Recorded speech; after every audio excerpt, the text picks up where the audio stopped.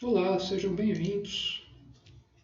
Hoje a gente vai falar um pouco sobre dualismo fenomênico universal, que seria um dos aspectos englobados pela obra de Ubaldi, o monismo substancial.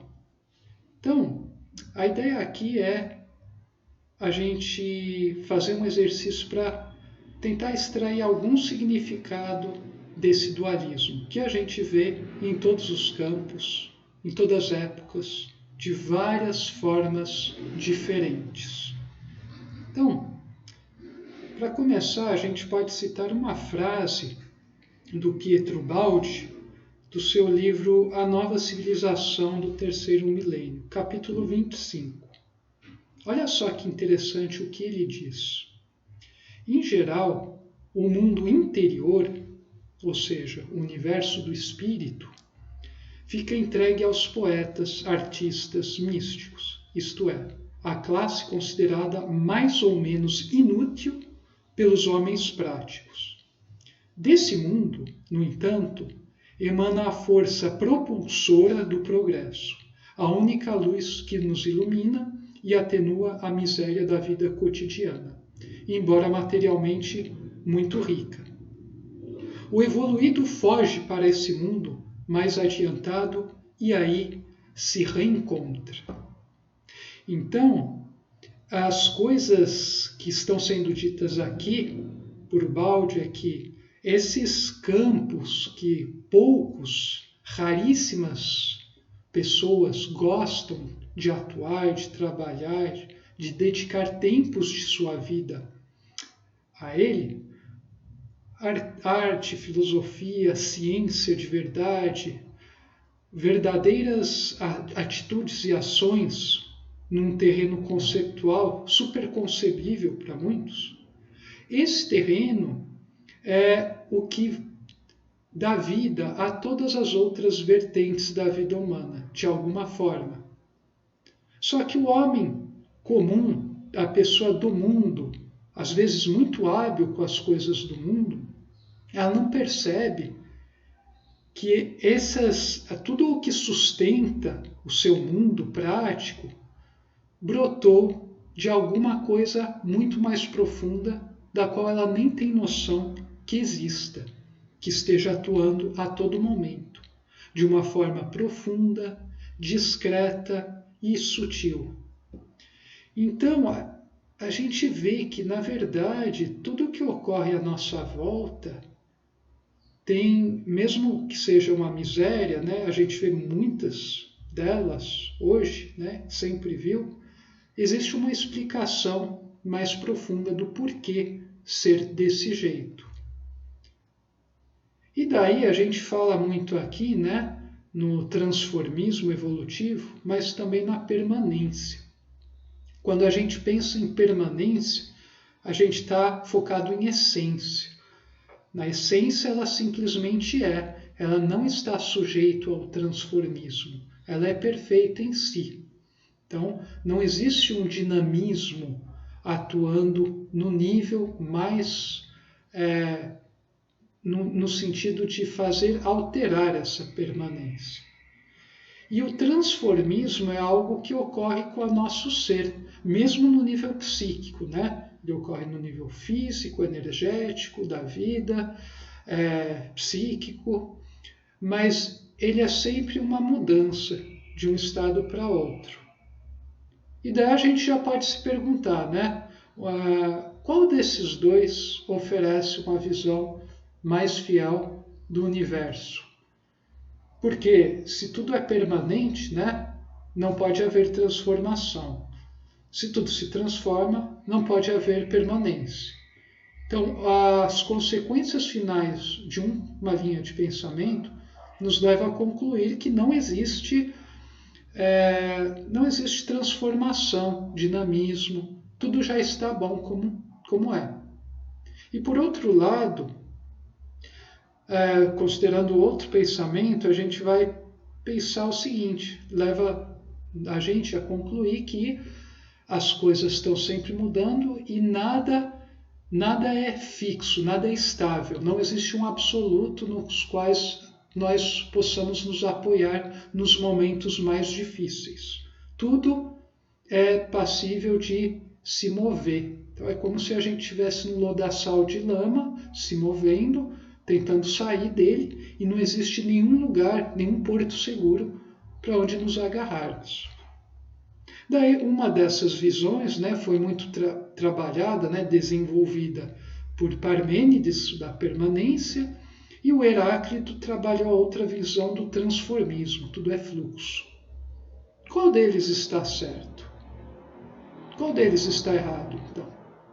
Bom, a ideia aqui é dizer que os dois estão corretos e os dois também estão equivocados, ou melhor, estão incompletos, se eles se aterem muito apenas à visão deles, ou absolutizarem suas visões de mundo.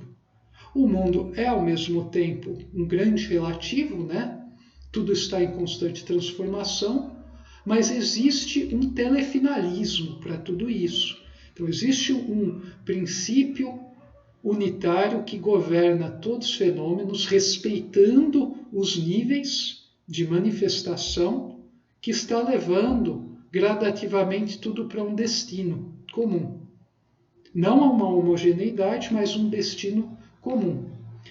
Então, na verdade, os dois, se a gente for pegar a visão dos dois e combinar elas, fizer uma fusão, a gente vai chegar ao monismo ubaldiano.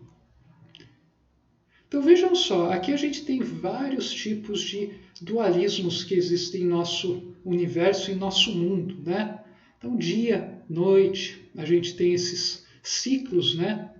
Ativo, passivo, condensação, rarefação, vida, morte, belo, feio, bom, mal, alto, baixo, alegria, dor, criação, destruição, causa, efeito, liberdade, escravidão, absoluto, relativo, capital, trabalho.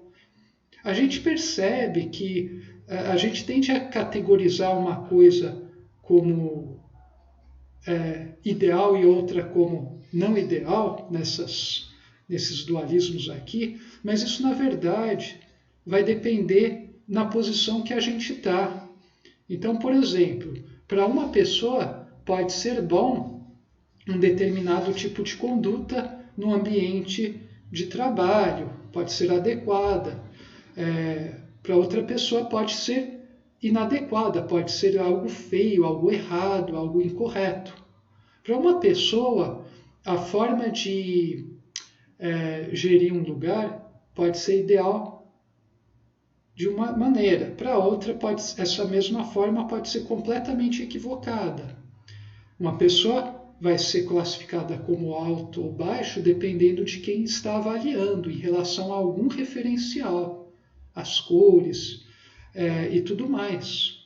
Vida e morte também a gente pode ver sob uma perspectiva mais superficial, mais profunda. Você está falando de vida orgânica, física, ligado a movimentos simplórios, ou você está falando de uma vida mais profunda, uma capacidade de perceber as coisas e de atuar em profundidade? De que vida você está falando?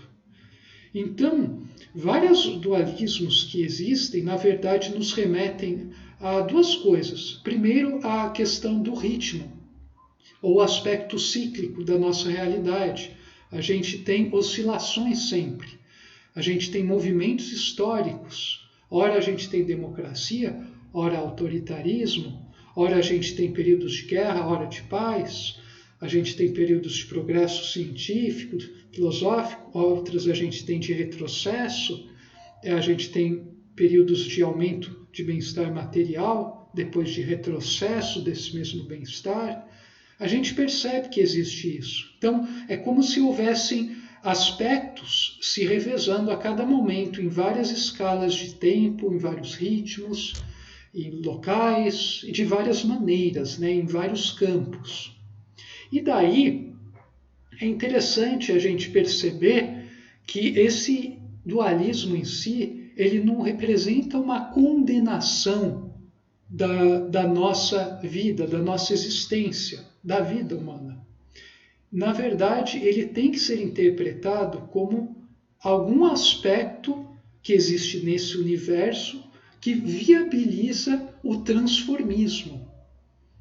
Então, muita gente que tem uma visão política mais madura, a pessoa fala que há necessidade sempre de haver um contraponto. Mesmo que a pessoa não concorde inteiramente com a opinião do outro, é preciso que haja esse contraponto para fazer frente à ideia dela, para que, de certa forma, haja um trabalho interior das duas partes que estão interagindo entre si.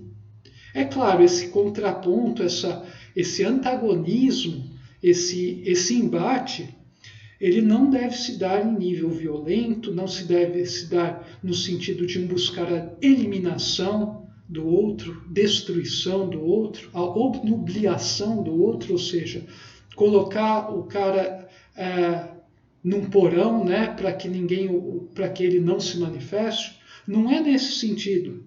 É no sentido de você ter sempre esse contraponto para que a evolução se dê de forma equilibrada. E isso, infelizmente, é uma coisa que a humanidade, na teoria, não percebe ainda com clareza. Na prática, muito menos. Eu poderia pegar talvez uma em cada 1000 pessoas, uma em cada 1000 vai, na vida, aplicar esses princípios aqui expostos de modo construtivo, a se melhorar.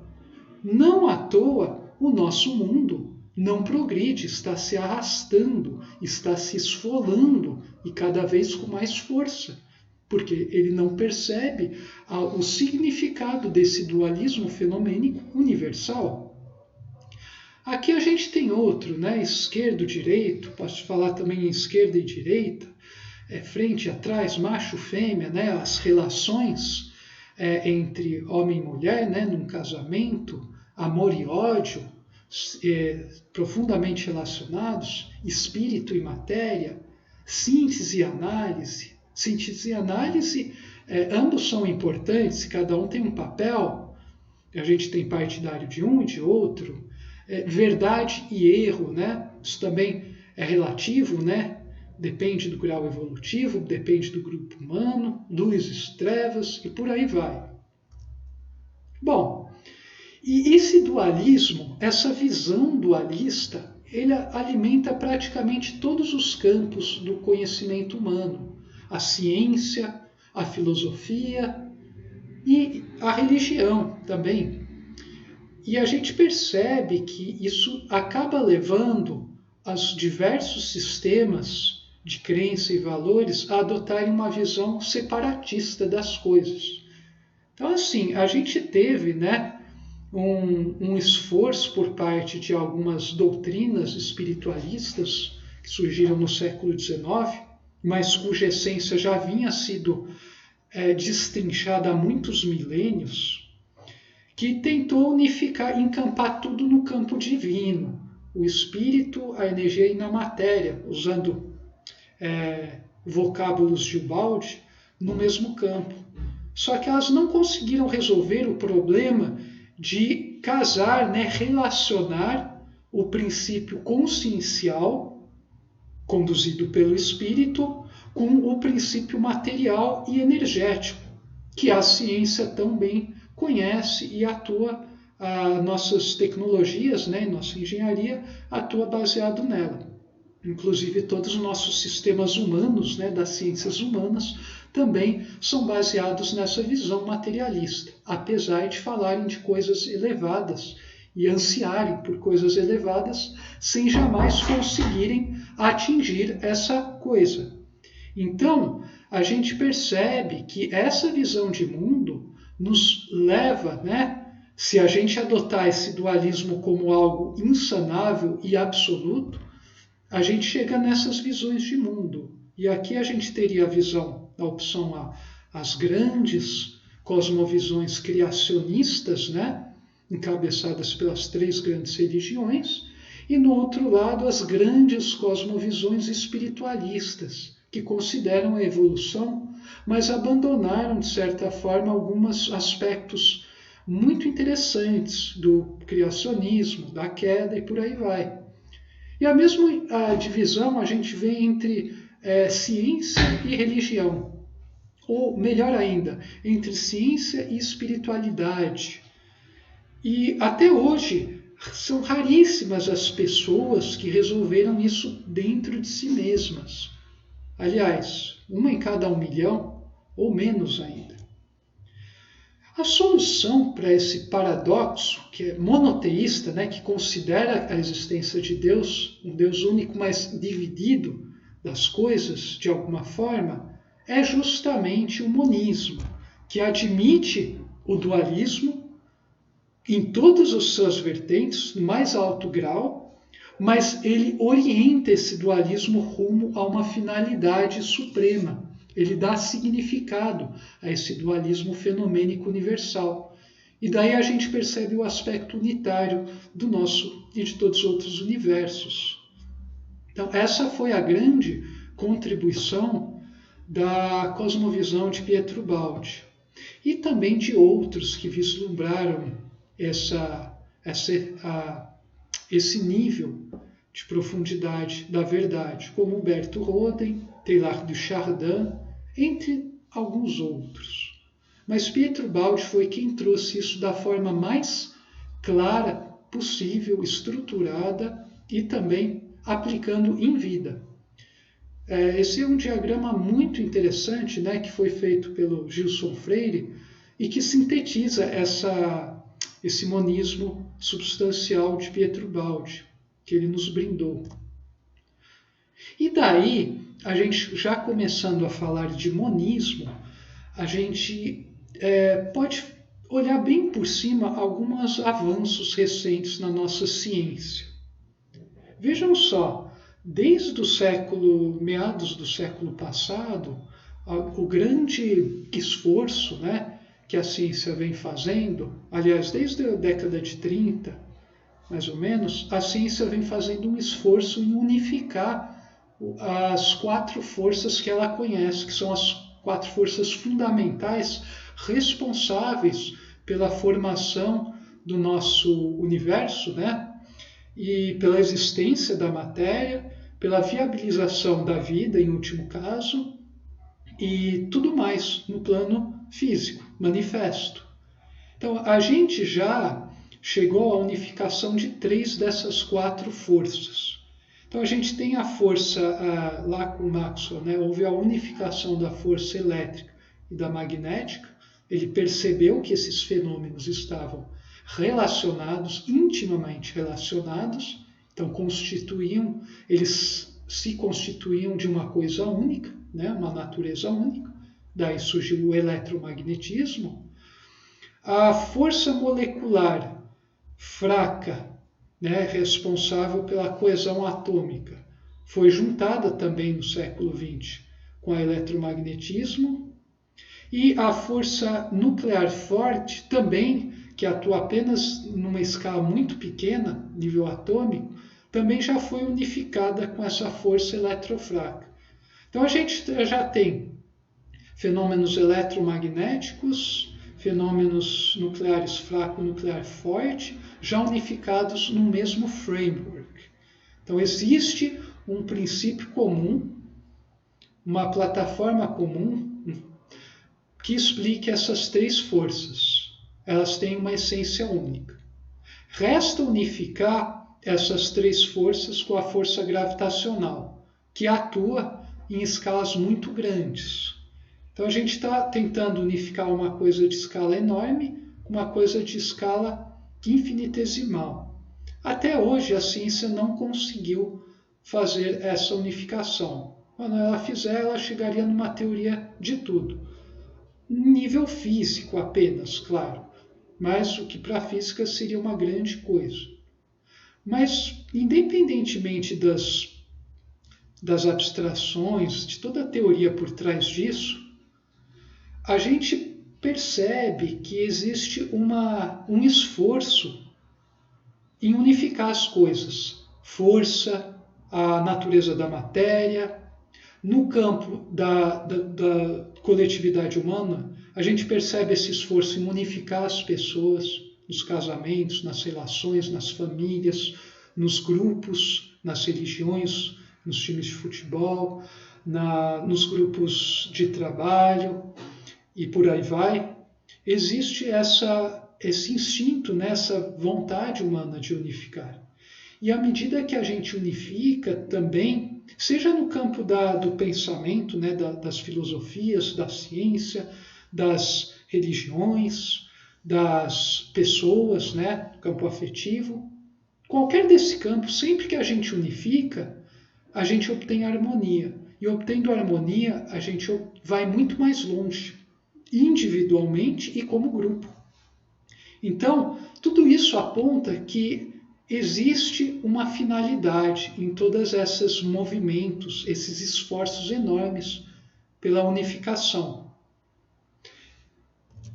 Bom, daí a gente percebe, a gente sempre tem duas metades inversas, só que se complementam, elas vão se construindo como duas mãos, que uma vai desenhando a outra. E à medida que uma reforça a outra fica mais forte para reforçar a outra, e vice-versa. Então, na verdade, esses dualismos existem em todas as pessoas, todas as criaturas humanas possuem essa polaridade, e todos os fenômenos também. Porque o que é o ser humano a não ser um pequeno fenômeno num mar de fenômenos no universo? Dimensionalmente falando, existem fenômenos muito mais elevados que o fenômeno humano e fenômenos muito menos elevados, evolutivamente falando, do que nós humanos. Quem somos nós para nos julgarmos o ponto de referência absoluto para classificar todo o universo, todas as coisas que existem? É muita arrogância do ser humano.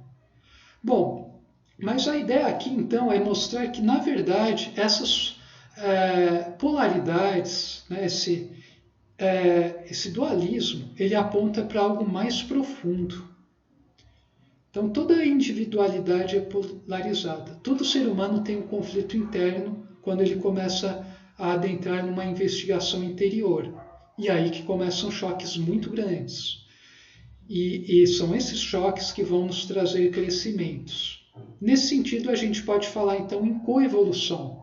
Essas duas metades estão se contrapondo, se interagindo para que o ser como um todo, a unidade como um todo, ela evolua. Não é isso que a gente vê na política, nos embates filosóficos, ideológicos, nos projetos de engenharia, nos projetos de outros campos, nas empresas, nas interações humanas? Então, tem algo de muito importante aí. E daí, já entrando no Pietro Baldi de cabeça, a gente tem uma interpretação totalmente nova do que significa os diversos dualismos, no campo da ciência. Então, o antissistema, segundo Gilson Freire, aqui, a característica do antissistema, que é o nosso universo decaído, seria todas essas coisas que vocês veem aqui em vermelho. A dualidade faz parte delas. Então, o dualismo é uma doença que surgiu com a queda do espírito e que serve ao mesmo tempo para que o ser se cure e regresse ao seu estado original, no reino de eterna paz e felicidade. Um reino situado fora do espaço-tempo, onde não há matéria nem energia no seu sentido manifesto. Então, tudo aqui que diz respeito a antagonismo, imprecisão, o princípio de imprecisão de Heisenberg, assimetria, desordem, localidade, sistematização, tudo que nos lembra coisa racional que tenta classificar e enquadrar coisas, a instabilidade nas relações, nas relações humanas, nos regimes de governo, nas teorias que sempre estão se reconstruindo. Tudo isso é uma verdade, a gente não pode negar. Mas isso é apenas verdade considerando que a gente tem que atingir uma meta. Transformismo. E essa não é o aspecto mais profundo da coisa. Então, o sistema permeia o nosso universo através dessas coisas aqui. Vocês veem em branco, né? A continuidade, o contínuo, é uma característica, uma faculdade do espírito.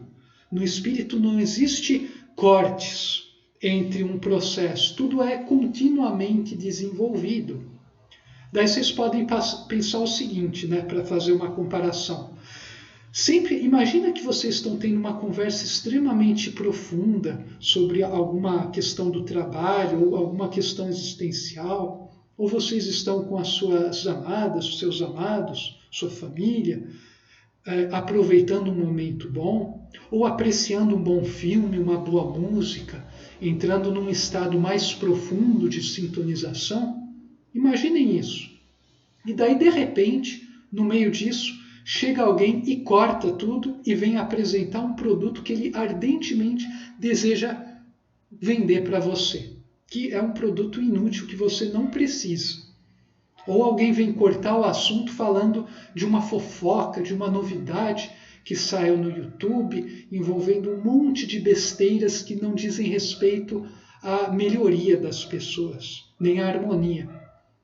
Então, você sente uma ruptura. Você estava num estado de fluxo, você estava crescendo e de repente vem alguém e interrompe. E nas nossas vidas, não apenas na ciência descobriu essas rupturas a nível microscópico, né? No espaço e no tempo, nossa realidade é fragmentada. Não apenas na ciência, mas na vida, na escala humana, né? A gente percebe que as nossas vidas hoje são constantemente permeadas de rupturas.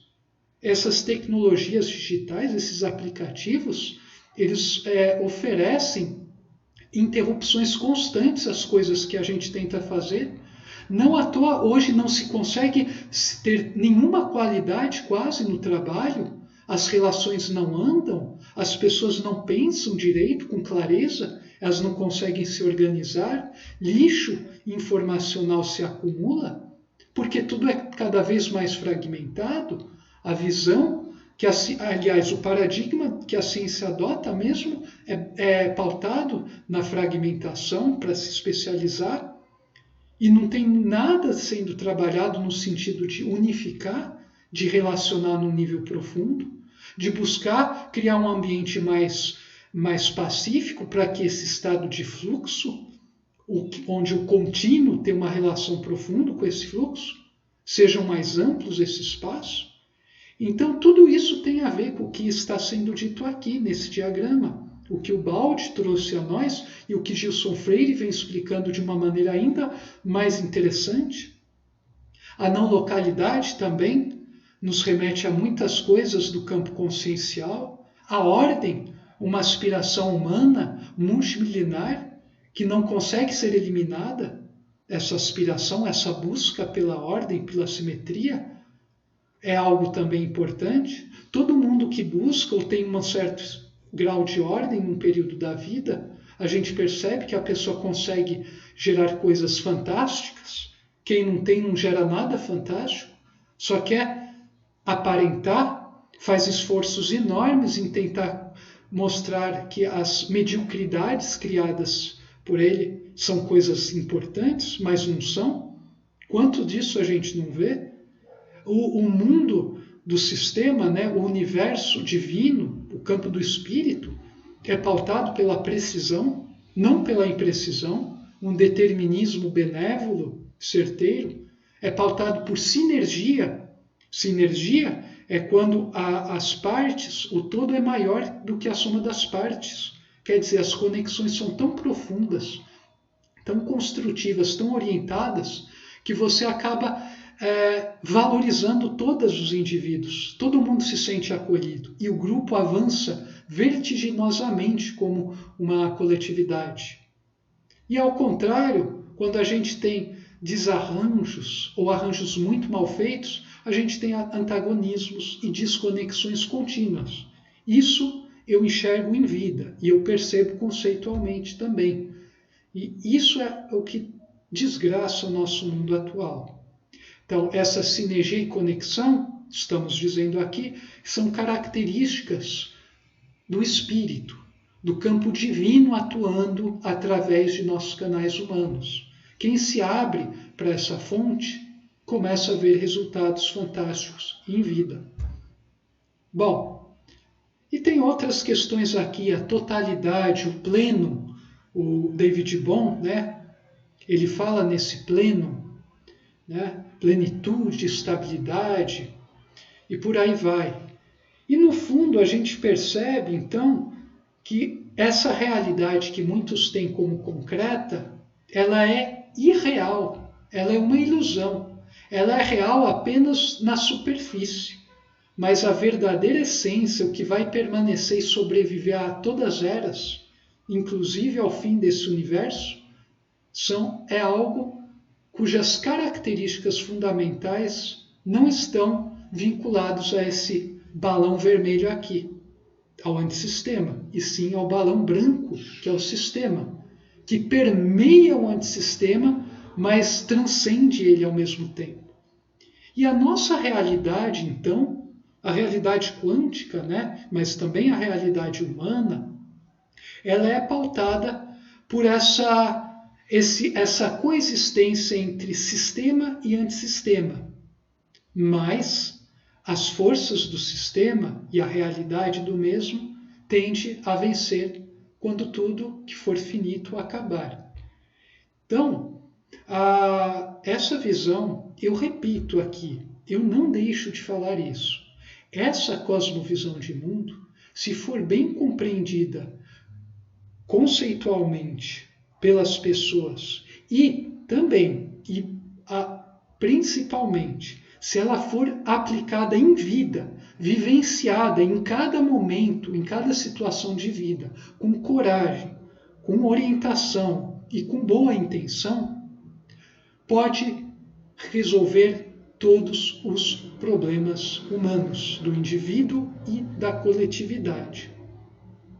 Disso eu tenho certeza hoje em dia, certeza total. Eu não tenho certeza sobre especificidades. Isso a gente trabalha junto. Agora, disso que eu acabei de falar, eu tenho certeza absoluta. Essa cosmovisão, quando bem compreendida e vivenciada pela humanidade, vai nos trazer uma nova civilização.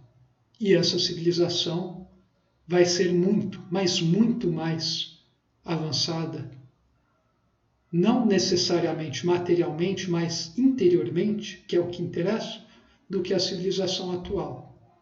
E com isso, a gente vai conseguir resolver grandes problemas dos dias atuais sem quase nenhum sofrimento e avançar de forma muito mais rápida na esteira evolutiva, que se dá ao longo da dimensão tempo. Com isso, então, eu termino essa breve e incisiva apresentação e eu vos deixo, então, aqui essas dicas, né, de estudos e de vivências também. A gente se vê no próximo encontro. Saudações fraternas a todos e a todas.